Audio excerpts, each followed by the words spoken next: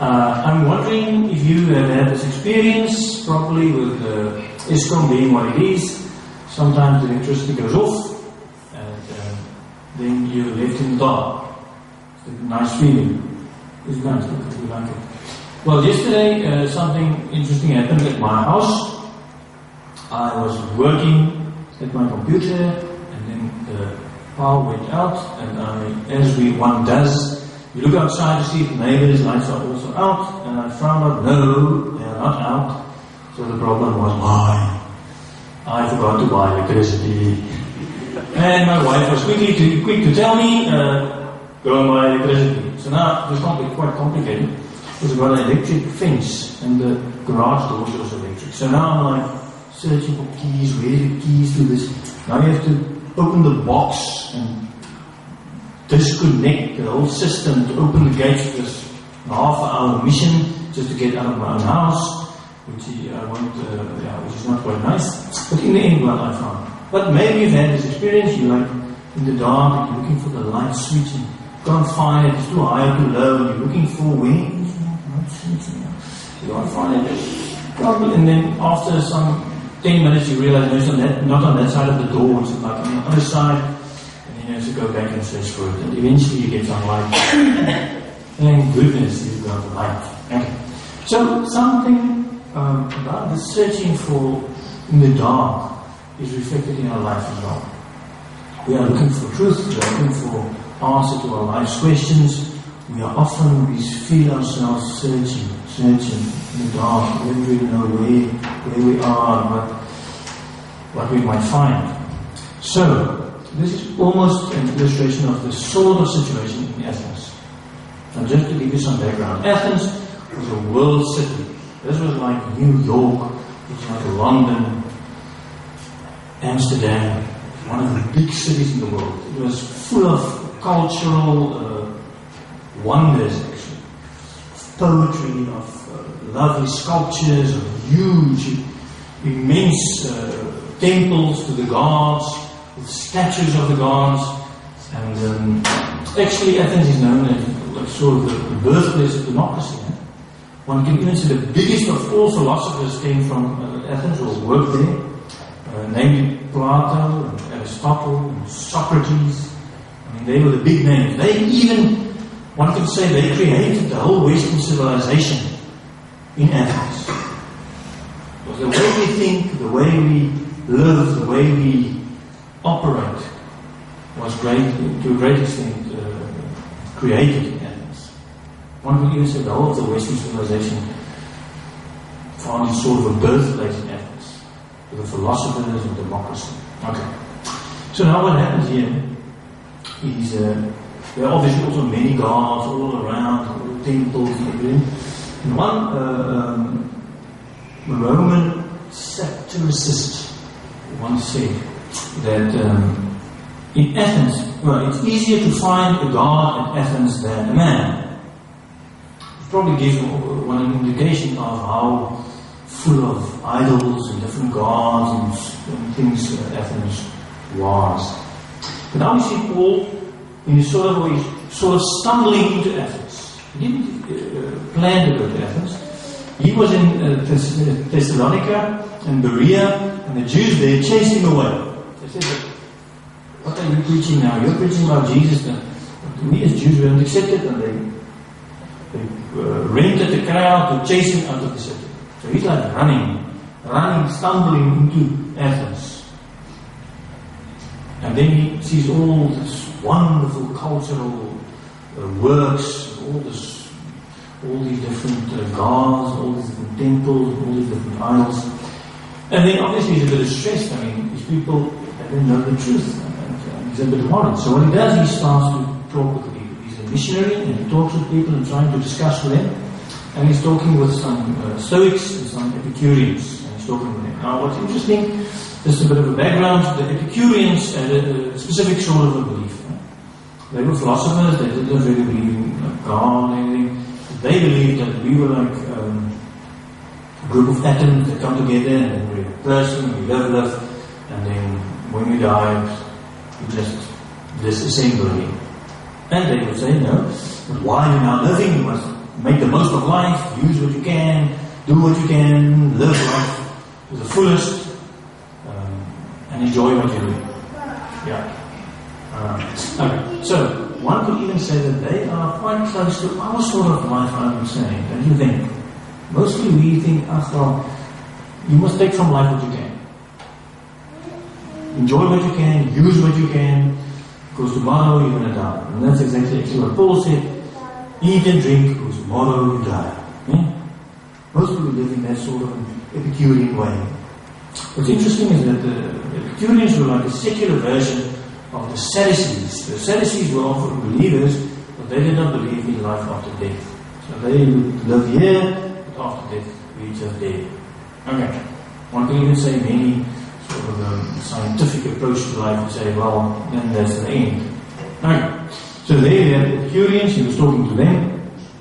But one could say now, maybe in our situation nowadays, we could say, we don't say eat and drink because tomorrow we die. In our sort of consumer society, it's more likely we would say buy and use because tomorrow you die. What do you think? Something like that. Okay, and then the other guys were the Stoics. The Stoics also had a sort of a fatalistic sort of view of life. They would also say, no, well, but they had a sort of a different approach. They would say, no, but one to live a useful life, you must at least have some discipline. You mustn't go running around doing every kind of thing that's proposed to you. You must actually have some moral principles. You must live according to some rules, and then you will have a useful life because you won't do everything. You won't just fall into everything.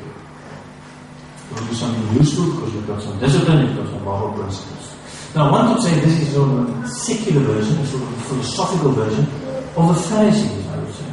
Because the Pharisees were very moral people. They would take a tenth of the spices they would give to the Lord. They would follow the rules exactly as the Lord said. But the question is, did they have any sort of joy in the whole affair? There's a question. Okay. So these are the people he was talking with, and now they said, it sounds interesting what you're saying, Paul. But now come to the Areopagus. There is like a huge plain. It was a seat where a council met, and they judged people there. But now they invite them just to speak there, because they like interesting stories. They like interesting stuff.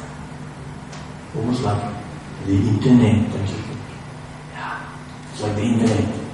Because Athens was like a cosmopolitan city, all different people from different races. Rome was a big empire, and they brought people from all over the world. They all came into Rome and in Athens, obviously. So you had different kinds of religions, and obviously, as it says, you could find, more likely find a God than you could find a man. So now Paul is standing in front of these Epicureans, these Stoics, these philosophers. These, one would say, fathers of the Western civilization. Because they had the whole Western civilization sitting in front of him. Okay? And you have all these, the whole world of religions sitting there. One could say it's like on the internet. The whole world is there at your fingertips. And he was now one small little man with one small little voice talking in front of this universe of possibilities and beliefs. Okay, so what Paul says is, all these huge statues of gods and temples of gods, the unknown God to whom you offer, I am proclaiming to you. And he's different from all these gods. He's not the same, because he doesn't live in temples. He doesn't need people to create temples for him.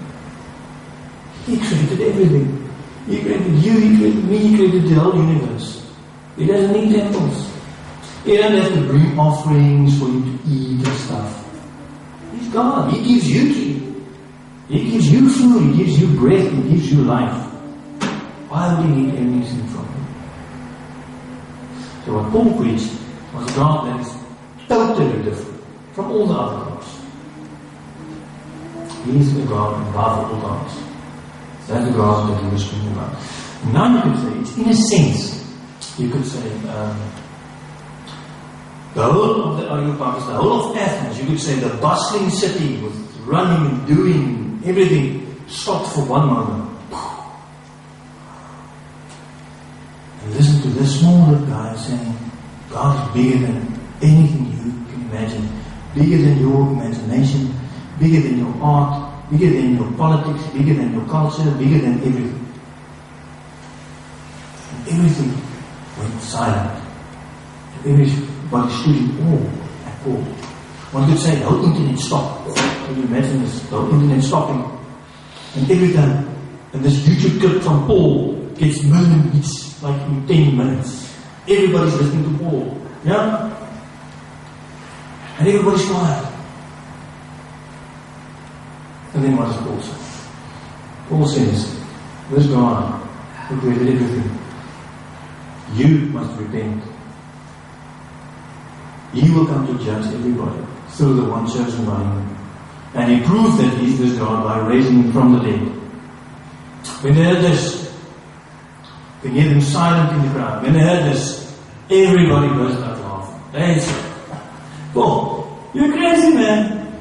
That's nonsense, man. On the internet, you give comments, idiot. Huh? That's what they say. This is a joke, man. Raising him from the dead. When you take you dead, Paul. At that moment, the whole bustling city, the whole of the internet continued again, creating their own little gods, creating their own little temples, playing PlayStation, buying bigger TV screens, continuing with life as usual. Not so. But there were a few people who said, Paul, I was touching, I was searching, I was in the dark, I was feeling his truth. All these millions of gods in front of me, all these philosophies, all these theories, I'm lost in the dark. But you telling me this God of yours is bigger than what man can create. This God is close to me. Through him I live and breathe. And then they say, yes. And they believed.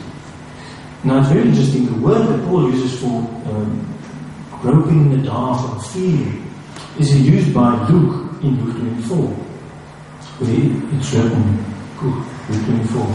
You put up in English. Luke 24 is where Jesus appears to the disciples. So Luke 24, verse 36. While they were still talking about this, Jesus himself stood among them and said to them, Peace be with you. They were startled and frightened, thinking they saw a ghost. He said to them, Why are you troubled, and why do doubts rise in your minds? Look at my hands and my feet. It is I myself. Touch me and see. So that's the same word used by Paul in Athens. One can say, when you serve in the name, when you see long life, when you grow big, go to the big city, and you hear all the different theories, all the different philosophies, and you study at university, and you feel lost. You're groping in the dark. One could say, while you are groping in the dark, Jesus put out his hand, touched yours. That is what the Bible tells you today. Jesus is taking your hand. You are not lost anymore.